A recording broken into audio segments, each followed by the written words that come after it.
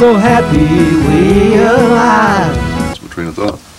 Well, you're talking that the UN wasn't the vehicle. Oh, the UN's not the vehicle because the UN is a creation of the people that are the major problem behind the power of governments today. It was created of the few, by the few, and for the few who brought it into existence. And again, we're talking David Rockefeller and his friends. Who sold them the land? Where did they get the land to build the UN on? Where did that come from? Who gave them that? You know, ask questions like that and find out it has roots in the wealthiest of people, and the policies tied up in the Council of Foreign Relations, which is, again, it's another Soviet kind of an instrumentality that the wealthy use to maintain power and control over the politicians that they put in office.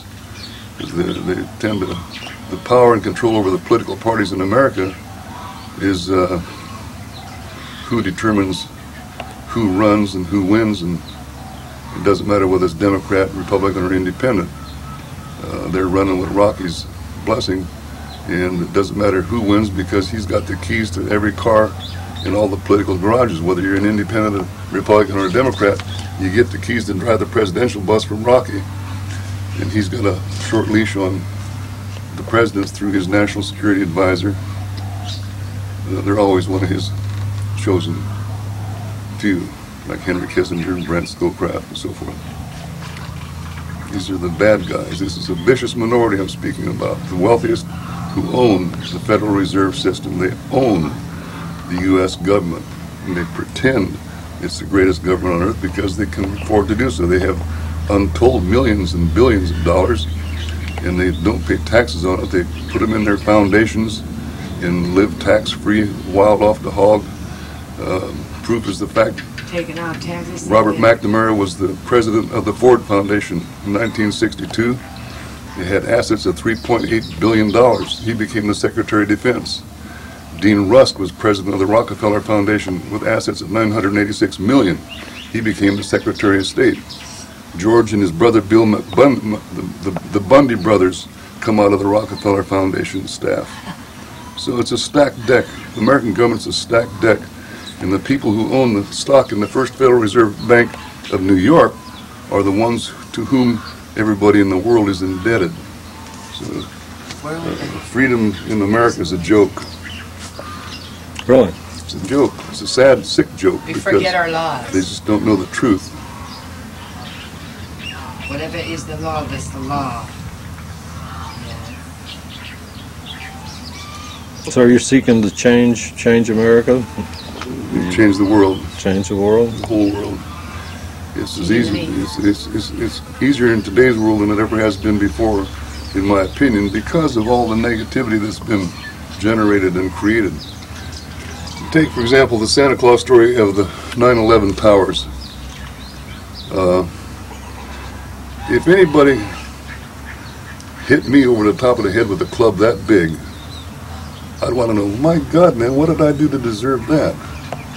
How come you hit me over the head with a club that big, hurt me that bad? What did I do? Nobody's ever asked a question about what's behind the Twin Towers. What's the cause of terrorism? Well, what do you think? Well, it's been the misuse and abuse of American government power throughout the world. They've overthrown a lot of governments in a lot of sections of the world. They've aided and abetted a lot of murders of a lot of people in a lot of countries through the CIA and all the other agencies of murder and deception, including the military forces. Because most of the wars that have been waged by the U.S. government have been set up as a means to an end. The end being they gain more power and control over more people and more natural resources in the world. They want the whole pie. And they've gone a long way to get it. But now they're showing their true character, and more people are turned off by the arrogance that's exhibited by George Bush and the present leadership of American government. Because it's like their work, like I say, the arrogance is not pretty, it's ugly. But President Bush was very popular back home, Well, again, you get what you choose. And if you choose to think thoughts that they feed you as being true and real, you don't know you're being taken to the cleaners on a, I see. you know what I mean? The people of America don't realize that they've been lied to so many times by so many people in their political offices, they don't know what the truth is. Truth is the United States government is the most dangerous on earth because of the fact they have more weapons of mass destruction, more nuclear weapons, more biological and chemical weapons, and more means to deliver all these incredible, powerful negative forces than any government on earth. George Bush has become, when I was a kid, we used to worry about what would happen if Hitler got the bomb. Yes. The fear of Hitler was behind what do you call the creation of the Manhattan Project. Right. And what do you call Hitler was financed by the two brothers. One of them became Secretary of State. One of them became the head of the CIA. Allen and John Foster Dulles in the early 30s took the money.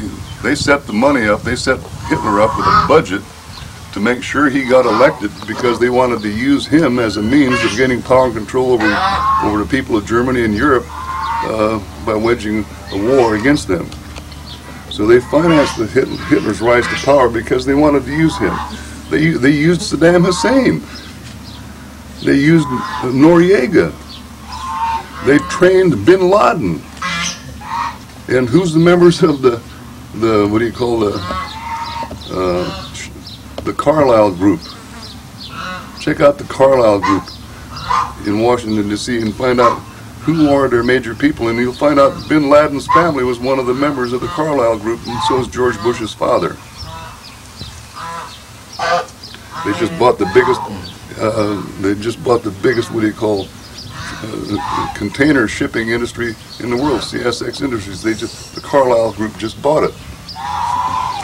So they set wars up like people play chess and set up the people on the board, the pieces on the board. They set wars up like that. So some people would call you a conspiracy theorist. There's no theory about it. I mean, you don't read this in the daily paper. I've got enough facts in writing and in proof to show that there has been a negative political conspiracy going on for over 100 and some years. The facts prove it. You know, it's not, I'm sorry about the facts, but you can't deny the facts if you look at them objectively.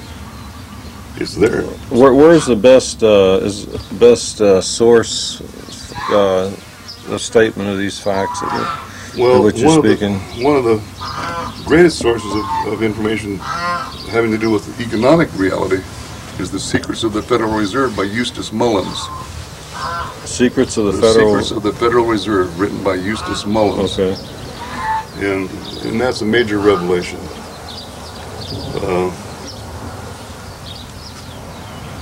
The Congressional Record, as a matter of fact, if you look, there's documents that have to do with the history of U.S. intervention in other nations around the world for the last 150 years. It you find as a major part of the record. And if you understand that every choice made by every president is made in relation to Article 6, Section 2, and Section 3, they've abrogated that one. They've betrayed their trust in their oath of office. So many times, Article 6 doesn't mean anything. One of the major problems is very few people of American citizens, they don't know what the Constitution says or understand it. It's all, you know, they're too busy watching football, baseball, or just trying to make enough money to survive. Gotta learn that law. They don't have time to do research to discover the facts and truths of life. They accept it as been given to them by their traditional religious and political leaders, so they're out of touch with reality on major levels. Just out of touch.